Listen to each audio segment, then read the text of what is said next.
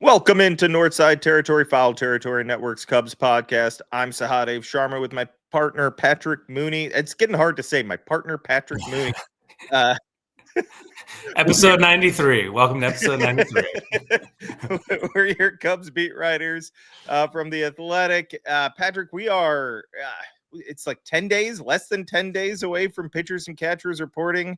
As far for the Cubs, it's coming up on us. Like it's baseball season. The Super Bowl's going to come and then it's baseball season, right? As far as we're concerned. Yeah, I mean, we're taping on a Friday. If I have my dates correct, a week from tomorrow, I'll be flying to Arizona. For first leg of our coverage. Yeah, that's crazy. Yeah. I mean, we always say that, right? It sneaks up on us, but this year's even earlier. So the Cubs roster is not finalized, right? We don't know if it's finalized, if they have any finishing touches left to do. We'll touch on that. One of their most recent addition spoke to us Tuesday, was it Wednesday, whatever day it was. He spoke to us. I think it was Tuesday. We got some first impressions of Ryan Pressly. He was in the parking lot of his children's school heading to parent-teacher conferences. So he's a family man. He's a good guy. It does seem like that's like first and foremost, that's what I came away from it. Like this is a really like everybody that we talked to, whether it was Chandler Rome or just like scouts or players, seem to like really respect the guy. And it's unsurprising like that the Cubs are acquiring this type of they want the player, right? The player is always first and foremost the most important thing, but how much have we talked about in the bullpen, like these leadership aspects that they look for, these guys, these veteran bullpen arms. They felt that was an issue in 23, that there wasn't a leader in that bullpen, and things kind of fell apart down the stretch in the sense that there wasn't a veteran guy, a veteran voice that kind of showed them how to go about business. Hector Neris was kind of that guy. I remember seeing things in the clubhouse. And then there were, of course, things we didn't see behind the scenes that he was doing. But I saw him like go up to young relievers and kind of talk to them or like say, this is how you need to behave. This is how you need to act. This is how you need to prepare day to day. Some of them take it really well. And this is why we probably hear reports of like Porter Hodge is a beast, you know, and coming into camp, like coming into Arizona, working his butt off every day. Maybe that's just who he is. Maybe Hector Neris had some influence in him. The Cubs obviously hope Ryan Pressly does more on the field than Hector Neris did for the team last year, but the aspect that he brings off the field seems important as well. No doubt. And I think Chandler has alluded to this.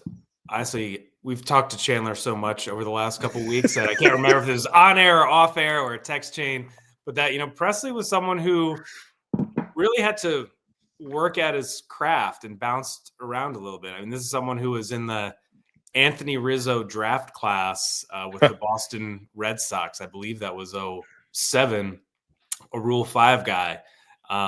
Someone who really had to work at it to establish himself, who showed amazing composure, whatever that stat was, of consecutive scoreless postseason innings is kind of amazing. Getting the last out of a World Series. I think how he handled the Josh Hader situation, you know, that Hader and Pressly wound up being pretty tight. Now, Pressly and Astros general manager Dana Brown, I think that's a different story.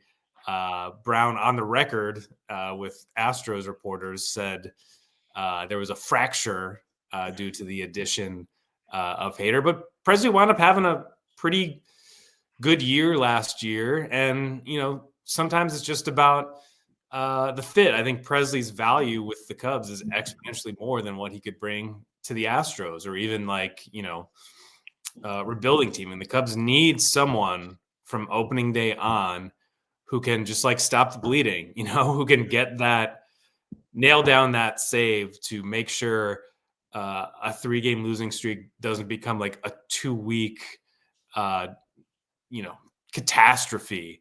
So, you know, just that they can, you know, win a series versus losing a series, just all of those like kind of games that pivot for a team that's won 83 the last 2 years. I think he could be a huge difference maker here. That's an optimistic scenario, but I do think his what I found interesting from that call was his existing relationships with people in the Cubs organization that I think may Right. accelerate some of this process. So I found that interesting as well. He knows Tommy Hotovy really well, like over a decade relationship there. I think they Yeah. were in camp together, probably in Red Boston. Sox back in the day, yeah. Yeah, yeah, and he knows like Caleb Thielbar from his Minnesota days. There were multiple people, right? Obviously, Kyle Kevin Tucker, Poppy. Kevin Poppy, who, and I was going to get to that. Oh, sorry. I think that's interesting. No. Like I think it's interesting because, listen, his velocity was down. He was not the same pitcher that he has been the previous like 4 or 5 years. Last year, he wasn't bad. He wasn't. This wasn't like, oh, look at these major red flags. This guy's terrible. He just wasn't missing bats as much. Probably had a little bad luck too. But he admitted he was battling his mechanics all season long, pretty much all summer. First of all, that's something great. That's something that Tommy's great at identifying. Like like people talk about it all the time. People that have worked with Tommy, that's the first thing they'll mention. Oh, he's really good at noticing little things and identifying. Okay, this is happening. Okay, but why is that happening? My arm slot is off. Okay, but it's not. You don't just move your arm. There's something earlier in the delivery that's off. Tommy's really good. Tommy Hotovy's really good at identifying those things and correcting them. Obviously, they have technology that helps them identify those things and kind of pinpoint it as well. But apparently he's been working with Kevin Poppy, who has a facility out in Houston, and he's been working with him even before he became, a Cub. And he feels like some of those mechanical issues have already been corrected. Kevin Poppy, by the way, is the Cubs strength and conditioning coach. Did we say that? I don't think we said that. So I think I've talked to people even before he was acquired. Yes, they kind of have an idea of what they want to do, some plans that they have for him. If he can slightly improve upon last year, that is huge even if he's the same pitcher, that's going to be impactful, right? But if he can slightly improve, I'm not saying get back to whatever 21, 22 when he was pretty dominant and like one of the best relievers in the game. But even if he's, the best reliever for the Cubs, that's a huge win. And I think there's a lot of talent in this bullpen right now. And it feels as deep as it's been in a while entering a season. We can say that and everything goes to hell, right? Probably 2 years ago, we were pointing to various arms and they, remember Keegan Thompson seemed like this lockdown reliever at one point, and now he's kind of just like, you don't know what you're going to get from him. And that happens a lot. Relievers are volatile, but we'll see. Adding Presley feels like a big addition to this bullpen. That probably, I shouldn't say probably, that may not be done, right? Like we can. Yeah, there's still little wiggle room there in that bullpen. Yeah, right. We'll see if they add, like there like Ryan Stanek signed with the Mets, correct? He's someone that would link to the Cubs, but there's still David Robertson's out there, Kenley Jansen's out there, I believe, right? Kenley Jansen didn't sign yet. There's some relievers out there. We'll see if they can fit any more arms. Like we were told after Presley, like while they were finalizing Presley, that that wouldn't rule out another reliever. Who knows if they can add that other reliever? But I think that's not the only thing, right? Like we're at that point of the offseason where prices are going to go down. Guys are looking for jobs. They want to know, am I going to be in Florida? Am I going to be in Arizona? Who am I playing with? Who are my teammates? All those things. And my family's unsettled right now. Let's get this stuff done. This is when, this is Jed and Carter's favorite time of year, right? They'll look for that deal. And there are some interesting names still available. Our colleagues, Ken Rosenthal and Will Salmon, had a good notebook out on The Athletic this week, and they had a Kenley Jansen item, which caught my eye, and their reporting indicates that Jansen's goal of 500 saves is important to him. He needs 53 for 500, and with the Mets, he would set up for Edwin Diaz rather than pitch the ninth inning.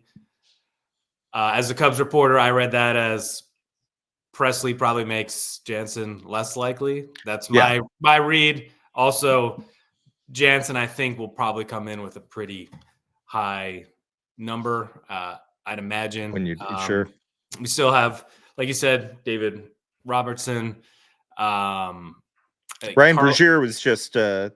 DFA'd. Yeah, I mean, Carlos Estevez is off the board, but I believe your reporting indicated the Cubs were not as high on Never him. seemed high on him. Yeah.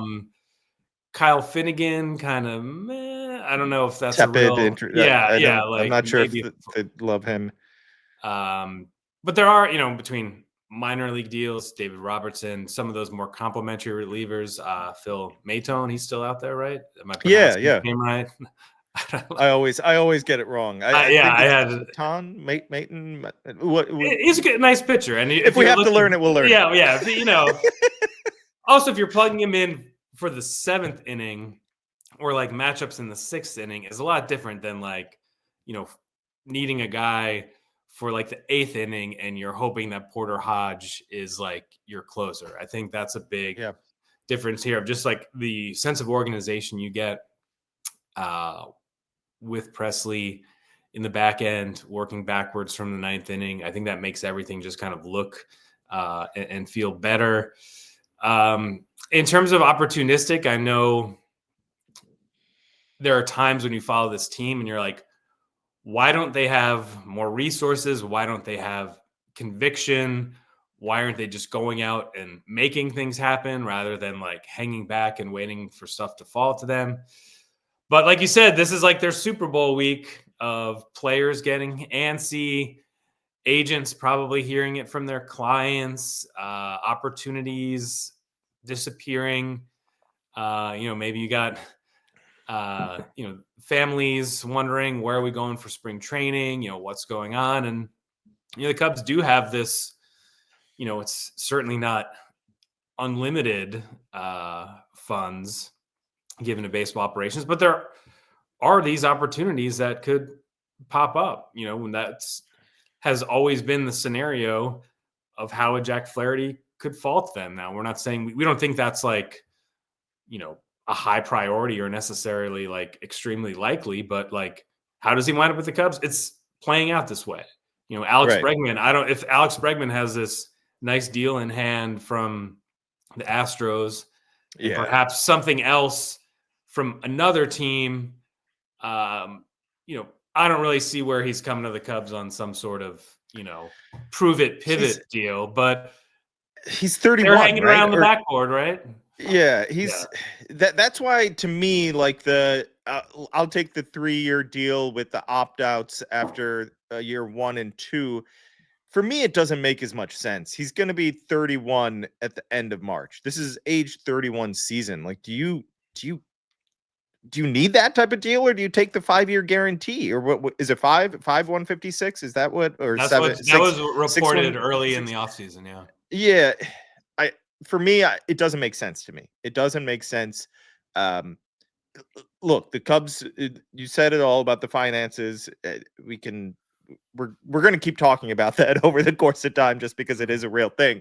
But like, the Cubs aren't like, they're set up to offer him that type of Bellinger type deal, right? That's what they're, and like probably a little cheaper as far as AAV goes. I don't think he's getting 30 plus. It just doesn't make sense to me. It doesn't make sense that Bregman would want that deal, unless he really just wants to, play with Kyle Tucker still and come to Chicago, experience something new, go to a bigger media market, which is possible. Maybe he wants to, win somewhere else. Maybe he sees. I actually think the Astros roster, for everything that they've done, looks pretty good. I think they're going to struggle. Eventually, that's not going to be a good team. Those guys are all getting old and their system stinks. But eventually, like right now, they still look like they can win, and they're in a bad division. So I'm not sure what the exact appeal would be, outside of like, I want to go to a big market, I want to play here, I want to try something new, and I'm not sure if that's exactly how he feels. But he certainly, I keep saying it, but he's just like a perfect fit, and kind of would be icing on the cake of what's been a pretty, maybe not as aggressive as fans wanted, but it's been a solid offseason for the Cubs. I can't look at this offseason and say like, they've really screwed the pooch here or there. Like, yeah, you'd probably like a Jack Flaherty type at the front, or like to add to the Shota Justin Steele mix, right? Mhm. Someone like that, so, or a bigger name. But outside of that, I think they've done a lot of good work, and they'll continue to look for stuff. Patrick, one rumor, like there's rumors going around that the Padres may move some guys, right? Like there's so many different names, from Luis Arias to their reliever Suarez, and then two names that intrigue Cubs fans are Dylan Cease and Michael King. Uh, Listen, I wouldn't like bet on the Cubs swinging a deal here. I think either one of those starting pitchers makes a ton of sense for the Cubs. AJ Preller doesn't give players away. He doesn't want to move these guys in all likelihood. Like everything that we're hearing is like this is like a, if this happens, it would be like a like ownership telling him he's got to find a way to reduce the payroll. But like there's no way Preller wants to win, and he wants to compete with the Dodgers, and like he thinks he has a really good team. He does have a really good team. They were probably like the better team. When I watching them play the Dodgers, I thought they were going to win that series. They were playing so well. The Dodgers pulled it out, obviously, but I thought they were going to win a World Series last October. I think there's interest from the Cubs. I'm not sure if it's super aggressive. I'm not sure. It doesn't sound like it's really aggressive or like they're on the verge of anything. Dylan Cease is going to cost too much, in my opinion, from what everything I hear. I think Michael King could make sense. Again, I just ultimately I think Preller is going to do everything he can to avoid trading anyone really at this point. Yeah, our colleague Dennis Lynn at The Athletic does a great job covering the Padres, and like part of it, he's just really good at his job, but also like Preller is, for our listeners to understand, Preller's like a maniac. He's always involved in these conversations, and the Cubs are always checking in on everything. And we've gone through this before of, oh, have you heard this? Have you heard that? Now, sometimes it does come to fruition. I mean, we were on the Yu Darvish trade, and that was, Right. that did come to pass. But yeah, I'm with you. This feels like a lot of, either due diligence or, um, I'm with you. I don't see why Preller wants to do this. It would be something forced from above, given the instability in their ownership structure. I think the Padres and Dodgers felt like their playoff battle was like the real World Series, and a team like that is not, should not be looking to unload those types. Preller, like you said, has a great eye for talent, which if I'm a Cubs executive, he's not really a guy I want to be trading with in that regard. But maybe the infighting amongst the Padres ownership group like makes it more appealing, or something that like the Padres just simply have to explore. But until we hear something more firm or concrete, I really think the Cubs' focus is on adding another like proven reliever, and also, like filling out the bench. I know that's not like a real like exciting part of the team, but like when you get rid of Cody Bellinger, who could play 4 positions for you really well, it just seems really thin to me. Like if Saya's oblique hurts, if someone whatever, like fouls a ball off his shin, like just all the weird stuff that happens over the course of a season. I guess they're going to leave some pathways open for some of the young players, some of the top prospects in those top 100 things, but that is not a strategy that is not without risk. Yeah, absolutely. One name that I kind of forgot about that's going to be a part of that depth is Alexander Canario, right? I don't know what role he plays. I think he's out of options. Is he a trade candidate? Is he a bench candidate? Like what is his role? I'm curious to see how that plays out. But I do think that if the Cubs and Padres could pull off a trade, it would be like kind of it would be a great offseason for Jed. whatever, regardless, he'd have to give up a lot, right? No. And it would probably sting a little, especially prospect wise. Because I mean, well, they're looking for major league talent too, right? Like they need someone that can help the rotation now and is under contract for a longer period of time. Someone like Javier Assad would make a ton of sense. And the Cubs are inserting someone at the top of their rotation right next to Shota and Justin Steele. I think it would catapult them into like, yeah, this is a really good team. Like, okay, clear favorites for the division and have a chance to make some noise in October, right? It just doesn't. It just feels like a long shot. These things can suddenly change and turn. We like you said, the Darvish thing, when we first heard it, we're like, really? No, what? And then they traded for Blake Snell, remember? And we shut down, like thinking like, okay, it's not happening. And then the next morning, I think I got a text and I messaged you and Dennis and was like, apparently we shouldn't, stop digging into this. So these things happen and they come out of nowhere and we don't always know. Sometimes when these things do get out, like this stuff has leaked out, it's more than it is, it's less than what it seems like on Twitter. You know what I mean? It's just like, they talk. They always talk. They're always talking about and throwing ideas around and trying to engage with people. And like you said, Preller's kind of a madman. He's always looking to do something. Like he's a scout.